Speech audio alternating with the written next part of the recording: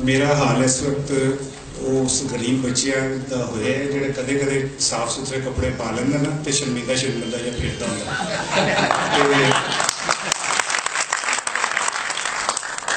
गरीबां दे बाहर ईद दिहाड़े कोई चंगे कपड़े पा लैन ते वो जिहड़े तगड़े हुंदे ने रोज चंगे कपड़े पाने वाले वो अक्सर उन्होंने कहते ओए अज की किया है तो कहता जी मैंने ही किया अब्बे ने पवा ते मैं परसनली उस कैफियत का शिकार हाँ। उसकी वजह है कि असी सारी जिंदगी वर्कर क्लास के लोग ही हैं, सारी जिंदगी असी पिछे सीटा के बहन वाले लोग हाँ। मैनू नहीं पता कि सूरज सदफ साहिबा कितों यह ख्याल आ गया तो उन्होंने एडा वड्डा एजाज मैनू देता, लेकिन असल गल यही है कि मैं खुदा गवाए कदे सोच भी नहीं सकता सा कि मैं भी हालात के जबर का शिकार होके तो इस तरह तुहाडे सामने बैठांगा। मैं पहले तो फर्दन शायद मैं भूल जा ना, लेकिन इस टाइम मुदस्सिर इकबाल भट्ट साहब मेरे बड़े भाई ने मौजूद ने, नवीद चोई साहब दी ग्रेट नवीद साहब एक मैं समझना कि इस टाइम असले हाजिर दे एडिटर्स शायद बहुत ही ने, बेशुमार एडिटर्स ने, लेकिन तालीम याफ्ता पढ़िया लिखिया एक्यूरेट तो जिन्होंने कहते हैं ना बिल्कुल क्लीयर हैडिड जिहड़े थोड़े जे साफी ने उन्हें नवीद चोई साहब भी शुमार होंगे ने। तो मेरी बड़ी खुशबख्ती है कि चोई साहब इत्थे तशरीफ ले आए ने और उन्होंने मेहरबानी मुहब्बत है कि उन्होंने मैनू याद रखा। नदीम वाई साहब मेरे बहुत पुराने भाई ने, दोस्त ने, हमेशा किसी थां ते किसी मौके के उत्ते किसी भी गल के उत्ते जो लोड़ पैंदी है तो यह मौजूद होंगे ने। अज भी इन्हों की मुहब्बत इन्हों की शफकत शायद कादर साहब के ग्रेट मैं समझना कि जे तुसी तुहाडे कोल गरीब बंदा लंघ गया सी ते पैडल फड़िया सी ते किसी ने पूछा कित्थे चलना है तो उन्हें कहा मैं अभी साइकिल पवान चलना। तो शायद कादर नूं वसफ हासिल है कि तुसी सिर्फ एक पैडल फड़ा दो तो साइकिल बनाना है शायद कादर साहब। बहुत सारे लोगों का मैं ना नहीं याद रख सकता। साना कोका साहिबा तशरीफ फरमा ने और मैं तो ईमानदारी की गल है जो मैं प्रोग्राम करता हूँ सा तो जो मैं पता चलता सी कि यह आ रही है तो मैं थले बर्फ के 2 कंटेनर रखता सा कि हूँ अग लग जानी है तो किस तरह ठंडी की जाए। खिची साहब मौजूद ने क्या इन्होंने कमर्शल इस बार दिता है तो इन्हों की मेहरबानी। काशिफ बशीर मेरी पर्सनल रिक्वेस्ट है इन्हों की मेहरबानी। मैं बहुत सारे चेहरे ने, जिक्रिया भट्ट मेरा यार इतने बैठा है, मेरे जमहूरी स्ट्रगल का साथी है। इन्ने तो मैं जदों फौज का बड़ा जोर सी तो कोई सोच भी नहीं सकता सी कि मोची दरवाजे पहुंचे जा सकता है तो मैं जॉगर्स पा के नाली चो छाला मारते मोड़ते असी पहुंचे सा। जिक्रिया की मेहरबानी। अली रजा बोल दे साढ़े बड़े सीनियर साथी ने, यह मेरे लिए इस्लामाबाद तो टुर के आए ने। इन्हों की इस मुहब्बत का मेरे को सिवाय शुक्रिया बहुत छोटा जहा लफ्ज़ है मैं नहीं अदा कराँगा। तो मुफ्त हमेशा कर्ज आंगर होंगे ने तुहाडे खाते पे ही जांदियां ने ते एक वक्त आता है जो तुहानूं भी इहनूं वापस करना होंदा है। मैं अमानुल्ला खान साहब बड़े भाई ने मेरे तशरीफ फरमा ने तो उन्होंने मेहरबानी कि वो आए तो जो भी आते हैं अल्लाह का शुक्र है कि मैनू बहुत सारी कहावत बंदे वक्त के नाल समझ आदियाँ ने। वो जी कहावत सी ना कि बंदा पोता हो जाए छोटा भाई ना हो, वो मैं जो इन्हों मिलना तो मैं समझ आती है। तो इन्हों की मेहरबानी तशरीफ ले आए। फिर इतने मेरा शागिर्द खास हनीफ कमर मौजूद है। असल उस्ताद होंदा है जिसके शागिर्द तो 2 कदम अगे जाए। हनीफ कमर ने इलैक्ट्रॉनिक मीडिया के जिन्ना काम किया और जिन्नी कामयाबियां हासिल की, I am proud of Haneef Qamar कि मैं वह नाम वही मेहरबानी है कि वो कहता जी सारा ना मेरा उस्ताद है। हालांकि उन्होंने देख के ही लगता है कि मैं को सीखना शुरू कर लेगा तो वो मेहरबानी। बहुत सारे चेहरे ने मैं ना मैनू नहीं याद रह पा रहा है। उस्ताद साढ़े चौधरी खादम साहब भी तशरीफ फरमा ने, जावेद इकबाल मेरा बंगलौतिया मौजूद है, इनाम साहब मौजूद है, जिन्हें जिन्हें नज़र आ रही है मैनू रेहान अजहर साहब वो मौजूद ने, साढ़े करीबा के भाई मुराद ने। तो इन्हों की मेहरबानी ठीक है। हुमायूं सलीम साहब तशरीफ फरमा ने। उस हुमायूं ते मेरा साथ जो है ना वो इन्ना मजबूत साथ है कि मैं दस नहीं सकता। और हुमायूं की खूबी है कि अल्लाह इन्हू होर इज्जत दे, अल्लाह इन्हू होर मुकाम दे, अल्लाह इन्हू होर अरूज अता फरमाए। लेकिन जदों भी इहदे नाल गल हुंदी है उन्नी अपनाइयत, उन्नी मुहब्बत, उन्नी शफकत के नाल मेरे नाल बोलदा। मैं ओहदा मशहूर हाँ। मेरा एक इतने शकील होर मौजूद है और माफ़ करना मैं उम्र की वजह मैंने ना जड़े ने भूल जाते हैं। उसामा तैयब इतने मेरे सामने बैठा है, अदील बैठा है, फरा बैठी है, किदा किदा ना शेर शादरा चौधरी वाहद बैठा है, राना तनवीर बैठा है। ना लैन टूर से मेरे लगता है कि शायद मैं ना ही लेंदा ना तो प्रोग्राम हो गया। चंद चीज़ा करनिया सन। मैं पहला तुहानू क्या ईमानदारी की गल है, खुदा गवाएगा कि मैं कदे भी नहीं सोच सकता सा कि मैं इस तरह बैठांगा और इस तरह मैनू अल्लाह ताला इज्जत देगा। मैं जो आ रहा सा तो मैं अपने कुलीग नू कहा कि उन्हें कहा यार you are looking bit excited. मैं उन्होंने कहा कि जनाब गल है कि एक बच्चा जिन्हें 12 साल की उम्र के विच अखबार बेचने शुरू किए, बसा च अखबार बेचे आवाज़ा ला के।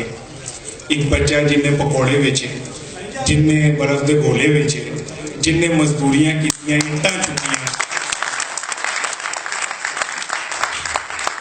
जिन्हें मकान बनाए।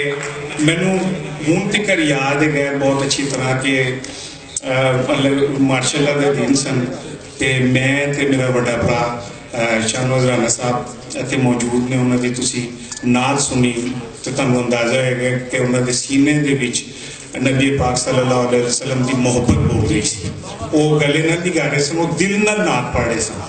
वो मौजूद सन ते कर्फ्यू का टाइम बड़ा लिमिटेड होंदा सी ते सवेरे 3 घंटे कर्फ्यू खुलदा सी ते मैं ते राणा साहब असी जाके ते रावी चौक विच अखबार बेचीदे सन। ते एक दिन जो है कि राणा साहब बस बेचे बैठे बड़े ने अखबार बेचते तो बस टुट गई। तो जदों बस अगे गई तो मैं रोन लग पाया।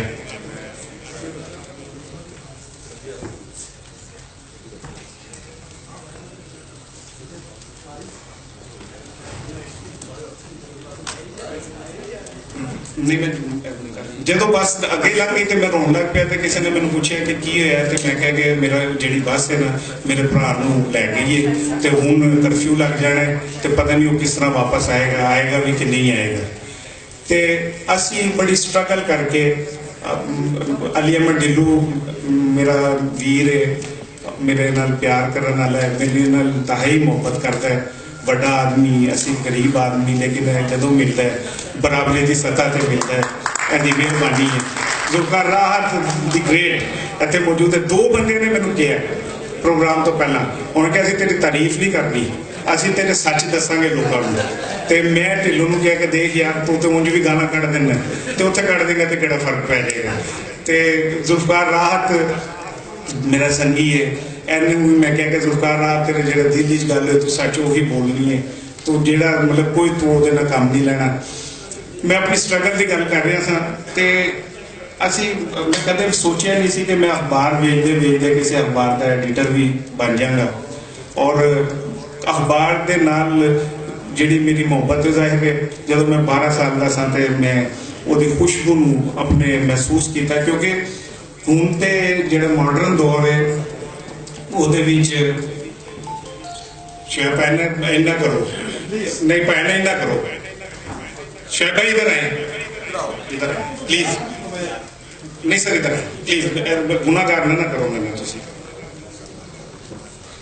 शोबिन अजीज साहब जैसा बड़ा ना एक मैं समझना कि अज मेरी जी स्ट्रगल है वो इसलिए बामे अरूज से है कि शुएब साहब जैसे मेरे बड़े भाई भी इतने मौजूद ने तो उन्होंने मशहूर हाँ। मैं गल कर रहा था अखबार फरोशी तो। मैं कोई अपनी जिंदगी दे विच जो 13 साल का सा तो मैं काम शुरू किया, तो तकरीबन मैं 15 तो 20 साल बसें च अखबार बेचे ने। और इस दौरान मैं पढ़ता रहा और फिर जाहिर है मेरे को टाइम नहीं होता सी मैं एक वक्त 3-3 4-4 काम भी किए। मैं अखबार बेच के आना सा, फिर मैं स्कूल चला जाना सा, उतों आके मैं कारखाने चूड़ियाँ का काम सी, चूड़ियाँ बनदियां सन, वो बनांदा हुंदा सा। तो फिर मैं जो घर आना सा तो मैं इन्ना थक जाना सा कि मैंने पता नहीं चलता सी ते मैं सो जाना सा। लेकिन इस सारी स्ट्रगल दे विच, इस सारी जिहड़ी मेरी जदोजहद सी उहदे विच अल्लाह ने जिहड़ी मैनूं सब तो वड्डी खूबी दी वो यह सी कि मैं कदे अपने आप को छोटा महसूस नहीं किया और कदे मैं फील नहीं किया कि मैं बल्कि शतरे मैच से साडा ते मैं बैटिंग कर रहा सा ते उत्थे मैं चुके अखबार भेजदा हुंदा सा। लकीली मैं उस दिन चंगा खेड रहा सा ते जिहड़े बाहर मुंडे सन शतरे दे ते उन्होंने आवाज़ लानी शुरू करती, अखबार होए अखबार होए अखबार होए। वो मैनूं हर्ट करना चाहते सन शायद।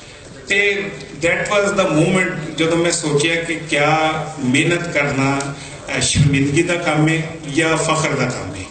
तो मेरे अंदरों आवाज़ आई कि जब अल्लाह कहता है कि अल कासिम वो हबीबुल्ला कि हलाल रोजी कमान वाला अल्लाह का यार है, तो मैं तो अल्लाह का यार हाँ, मैनूं किहदे डर हो सकता है। मैं वो लम्हे नूं अपनी कमजोरी नूं ताकत बनाया। मैं गल्लां इसलिए दसना, मेरे बहुत सारे जिहड़े चाहण वाले ने मेरे दोस्त ने, कहते हैं कि हुण तू एक अखबार का ग्रुप एडिटर है तो तू मतलब यह गल्लां ना करया कर, तू क्या करके जी असीं जमांदरू बड़े सौखे गए हैं। लेकिन मैनू चूँकि मेरे वालिद साहब राणा मुहम्मद इसाक साहब, और जो असीं माइग्रेशन करके इंडिया तो लाहौर पहुँचे तो शदीद बारिश थी, गोडे गोडे पानी सी लाहौर तो मलेरिया की वबा फैल गई सी। मेरे वालिद साहब ने मेरी मां को स्टेशन पर बिठाया कैंप पे, वो बाहर गए तो उन्होंने जाके अखबार खरीदे तो अखबार बेच के फिर वो रोटी लैके आए तो लिया के मेरी मां को खुआई। तो मेरा ख्याल है कि साढ़े खून साढ़े खमीर शामिल है गए कि असी मंगन की थां के उत्ते मेहनत के नाल पैसे कमान के उत्ते यकीन रखना। मैं उन्होंने कहा वो कायदे आजम के जाती मुलाजम रहे सन, उन्होंने कंट्रीब्यूशन सी पाकिस्तान की जदोजहद। मैं उन्होंने कहा कि तुसीं क्यों नहीं जेडे प्लाट शलाट मिलते हैं तो गोल्ड मैडल मिलते हैं तुसीं क्यों नहीं लेंदे। तो उन्होंने मैंने कहा कि मैं लोगों को जेडे पाकिस्तान का नाम लैके पाकिस्तान को वेच रहे हैं तो पाकिस्तान का नाम लैके पाकिस्तान की गरीब आवाम को वेच रहे हैं, मैं इन्हों को मैडल लैके अपनी पाकिस्तान के हवाले नाल मुहब्बत को इन्ना सस्ता नहीं बेचना चाहता। तो उन्होंने सारी जिंदगी कदे भी किसी चीज़ की वो नहीं की। सानू वो कंटीन्यूटी मिली, पाकिस्तान के नाल मुहब्बत की कंटीन्यूटी मिली। ईमानदारी की गल है, नवीद चोई साहब इतने बैठे ने क्योंकि खुद एक बड़े कालम निगार ने, जुल्फकार राहत बहुत अच्छा कालम लिखता है, ढिल्लों के माशाल्लाह एक्सप्रैस रेगूलर कालम आते हैं। इन्होंने पता है कि लिखना कितना मुश्किल काम है। दुनिया तो कहती है ना जी सहाफत विक गई है, कोई कुछ कहता है कोई कुछ कहता है, कोई कहता है जी जेडे सहाफी ने उन्होंने झूठ बोलते हैं, कोई कुछ कहता है जमीर फरोश ने। लेकिन मैं एक सवाल करना कि इस पाकिस्तान किन्ने बंदे ने जेडे जिशान भट्ट बन के सच की खातिर ऑन स्पॉट गोली खा लेंगे, किन्ने बंदे ने। अगर अज पाकिस्तान के विच करप्शन के हवाले नाल लोगों के विच कोई गल फैलती है तो किन्ने फैलाई। अज पाकिस्तान अकरबा परवरी के खिलाफ जो लोगों का माइंड बनता है तो किन्ने बनाया। अज पाकिस्तान जुल्म के खिलाफ, धांधली के खिलाफ, जोर जबरदस्ती के खिलाफ जो लोग बुरा समझते हैं तो किन्ने बनाया। खुदा की कसमें मैं किसी जज्बात तो बगैर कह रहा कि जे इस कौम यहो साफी ना लभदे तो कौम बहुत पहला तबाह हो जाती। मैं फख्र करना कि मैं एक साफी हाँ, मैनूं इस गल पर फख्र है कि मैं अल्हम्दुलिल्लाह एक ऐसे तबके नाल, एक ऐसे प्रोफैशन नाल ताल्लुक रखना जिन्हें मुश्किल तरीन हालात, बड़े बुरे हालात भी असी सच का दामन नहीं छड्डिया। अनफॉर्चुनेटली तुसी साफी समझते हो और 8 बजे 9-10 बजे तो 11 बजे के टैलीविजन के उत्ते बह के छापे ला के जेडे बेचे बैठे होंगे ने तो सौदा बेच रहे होंगे उन्होंने तुसी साफी समझते हो। नवीद चौधरी दुआ ने, मुदस्सर भट्ट साहब दुआ ने, वो भाई वो तो 3-3 घंटे मेकअप कर दिए ने प्रोग्राम के बाद जो मूँह धोंदियां ने तो उन्होंने प्रोड्यूसर भी उन्होंने पछाण लिया होंदा। तो असी अनफॉर्चुनेटली इस पाकिस्तान की बदकिस्मती है कि एक मज़ा ही है प्रोग्राम एक मरासी वजीर आजम की घड़ी के उत्ते जोक करता है तो वजीर आजम शाम को घड़ी भेज देता है। लेकिन ਜਿਹੜੇ ਲੋਕੀ ਸਾਡੇ ਵਿੱਚ ਸੈਲੀਬ੍ਰਿਟੀਜ਼ ਤੇ ਹੀਰੋਜ਼ ਦਾ ਫਰਕ ਨਹੀਂ ਲੋਕਾਂ ਨੂੰ ਪਤਾ।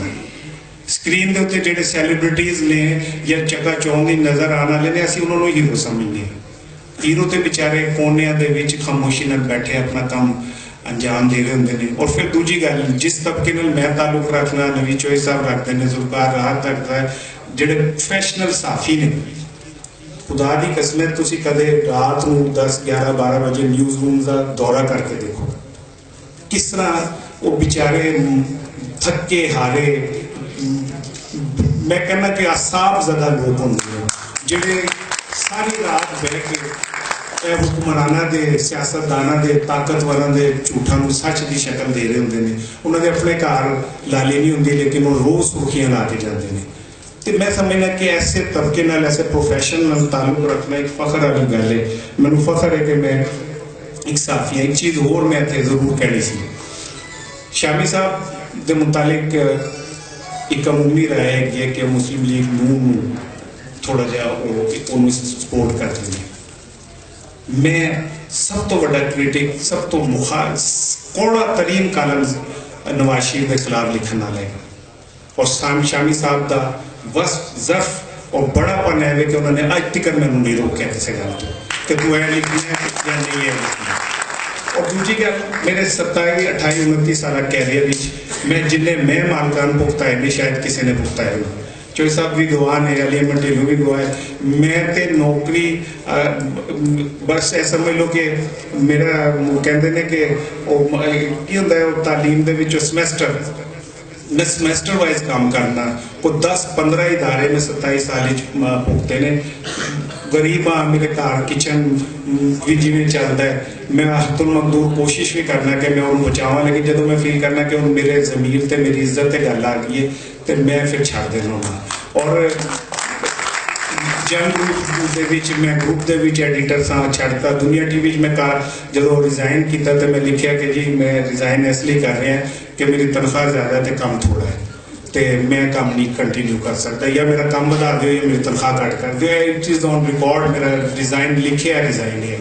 तो मैं समझदा कि असी इस प्रोफैशन अल्लाह ने सानू जो दिता वो असल चीज़ है कि अज मैं इत्थे बैठा हाँ, तुसी मैनू सुन रहे हो, मेरी गल नूं सुन रहे हो, तो मैं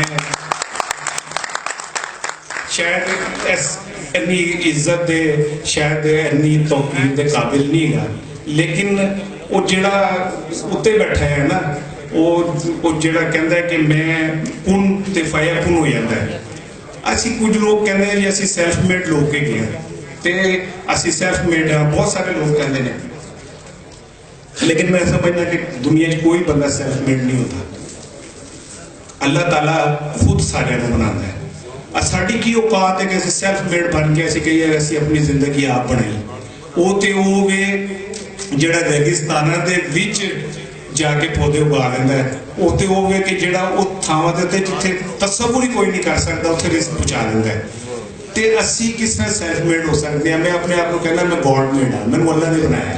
अल्लाह ने मैनू अखबार भेजते एक साफी बनाता, अल्लाह ने मैनू अखबार भेजते कालम निगार बनाता। मैं वो मशहूर हाँ। तो इत्थे मैनू इजाजत दो कि चूंकि अज तुसीं मैनू सुनन आए हो, तो जिन्होंने मैनू यह सारा मेला सजाया सुखदा साहिबा वो आइए पता कितने ने, तो मैं चाह रहा था कि उन्होंनी मौजूदगी मैं इख्तिताम करता। लेकिन मैं गल जरूर तुहाडे नाल शेयर करांगा कि मैं पिछले 20 सालों तो 25 सालों तो कालम लिख रहा, तो मेरा दावा है कि मेरे एक तहरीर के विचों, इस कालम के विचों एक सतर जो कोई किसी ताकतवर के लिए, वडेरे के लिए, हुक्मरान के लिए, या किसी ऐसे बंदे के लिए जिहड़ा इस मुआशरे के लिए नासूर है, वो हक एक सतर तुसीं दिखा दोगे तो मैं अपने आप को तुहाडे पैरां 'च बिठा दूंगा। मैं सारी जिंदगी में मैनू 2 जुमले शोएब भैन दे याद ने।